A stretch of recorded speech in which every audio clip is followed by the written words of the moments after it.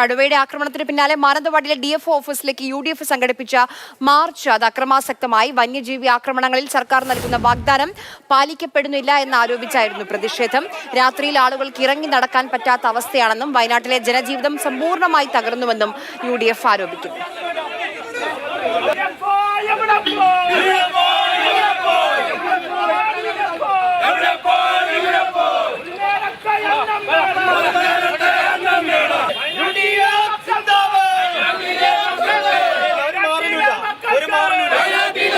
നടക്കുമ്പോ ഓരോ ഉറപ്പുകൾ കൊടുക്കും.